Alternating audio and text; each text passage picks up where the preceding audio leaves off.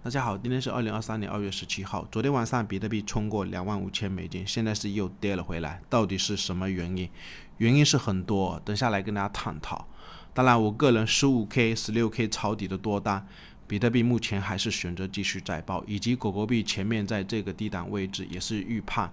有可能比特币中线会压到2万亿，然后在这个位置狗狗币再做了一笔多单，目前也选择继续再爆啊。或者等下利用比特币目前的整个技术形态，昨天是有跟大家讲，现在是有背离，有背离，以前有交代大家一个知识，背离的位置你是不能去追价的，可能整个中线要整理啊。那现在跌回来整理，还是说它还是继续箱体横向来整理？但是今天早上程序是给了几笔多单的建议，比如说狗狗币跌回来的时候是在 0.0849 附近给了一笔做多的建议。如果朋友们有在这个位置去买的话，等下来跟大家讲，你狗狗币可以先平掉一部分，因为毕竟是30分钟的短线，然后留一部分在成本位去防守。比特币也是在今天早上跌的时候是在23500美金，包括推特上面也是免费的，同时同步了通知了一笔多单的建议，23500美金。有做对，我的观点是尽量给我速度快啊，有可能整个中线它会整理很长一段时间，还是一样，之前本来是判断这个位置会不会整理，但是现在拉上来的话，有可能目前整个区间还是在这个箱体啊，需要整理很长一段时间，就类似之前跟大家讲的20年疫情底部起来之后，这边是整理的70点，或者是再上去，为什么这边又整理？就是因为这个位置它压力是非常的重啊。那现在的一个形态怎么跟疫情当时底部起来的牛市去比对？等下来跟大家探讨。复盘之前可以对我们的 YouTube 也给我们邀请链接注册，或者也可以加入我们 Discord 社群，上面有程序交易的买卖信号。我们回到盘面嘛，先来看一下比特币冲高回落，还是要记得以前天天跟大家讲的，就是当你看到如果价格在创高的时候，一个高点一个高点一个高点一个高点在创高，比如说当时这个位置也是跟大家讲，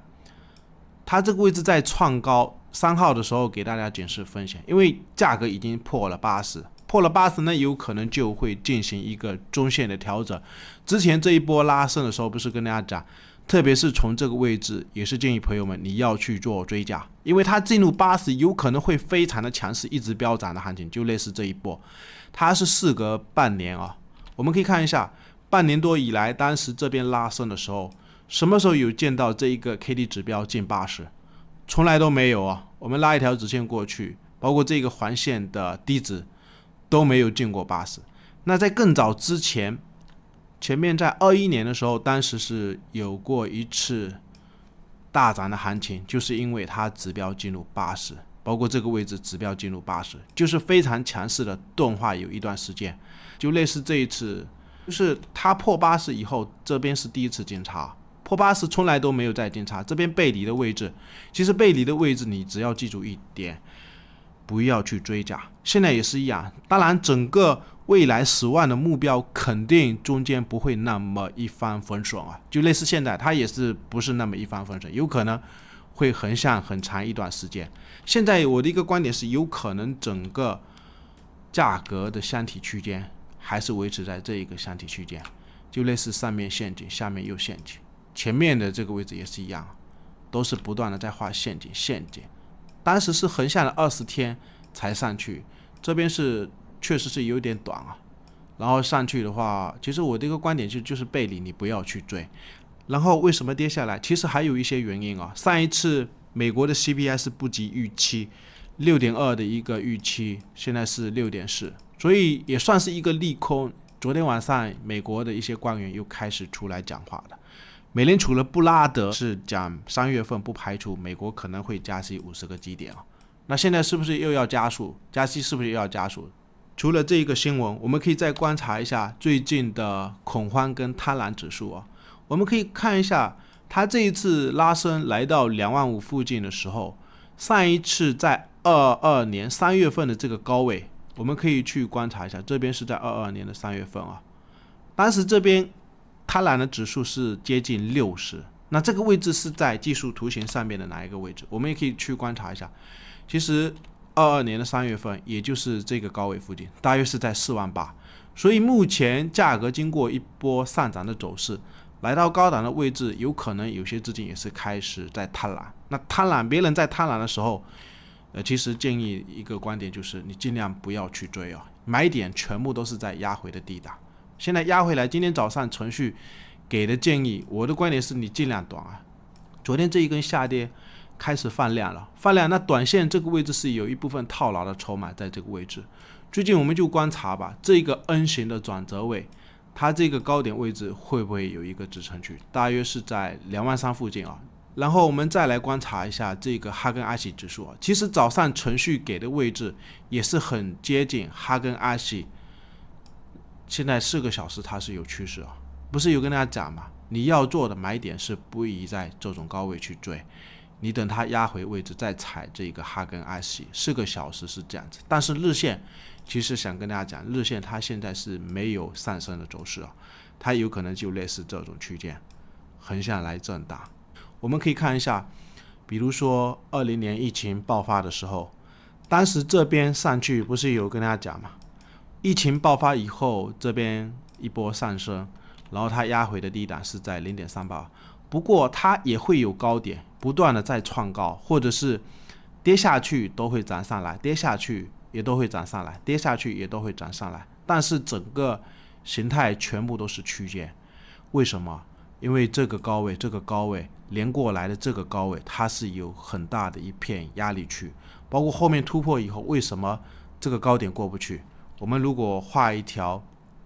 很明显的这个高档的压力，它就是这个高位矩形也是在震荡，测试上面的很多高档的压力过不去啊，所以这边画了一个区间又跌了下来。其实整个大长线我们可以明显的观察一下，整个比特币当时在疫情爆发以后涨上来，它全部都是在这一个大箱体里面来横向震荡。所以现在的形态我们可以看一下，前面包括最近也是一直跟大家讲，第3个上涨目标2万8，我们到时候去观察一下，有可能不排除是提前横盘来震荡，到时候看会不会去突破。突破以后2万8也不一定真的2万8就站上去，整个压力的区间是在2万8到3万的一个区间。那我们就要回顾一下前面的一些套牢盘是在哪些位置，比如说这边有一个箱体，这边5到7月份的低位置也是有一个箱体。那我们再画更早的一些时间，其实整个箱体的区间大约是在3万到2万8附近啊，就是这一个位置有很重的一片压力区。反正目前我的观点是，有可能整个中线还是一样，就是以箱体震荡为主吧。然后想跟大家聊一下，早上狗狗币有给出的买点，为什么希望朋友们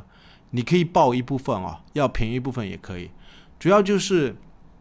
它现在价格是又跌了回来，昨天也是在观察这个箱体到底能不能过去哦。然后现在是压了回来，如果在这个位置朋友们有看到信号有做买入动作的话，我的观点是这样子哦，主要是看到4个小时它下跌的时候是有一点量啊，但是量能并没有明显超过前面这低位箱体震荡当时大涨的一些量能，所以我的观点是这个位置看到4个小时这边是有一些量能出来，但是量能并不是明显的特别大，比特币那边的量能是有一点大，如果我们看1个小时是更明显，在这个高位的时候有一根量是相对比较大，所以比特币你如果在这个位置有买的话，我的观点是你尽量给我平的快一点，但是狗狗币你可以平一部分留一部分，它量能还是相对比较健康，先观察吧。可能整个中线主力也是相对比较耐心啊，会不会整理到位，然后看能不能去突破这一个箱体的压力。另外我们来看一下这个以太坊1700现在是压力又压了回来，有可能也是一样，就是这整个片区有很重的一片压力啊，就这个位置啊，22年的5月份，它如果1700要上去，上面去年的3月份到2月份的这个区间，也是一个很大的箱体啊，所以有可能不排除要很长一段时间，就类似比特币跟大家讲的，上面也是有压力，横个一段时间，到时候看会不会突破。最后还是一样，可以对我们的 YouTube。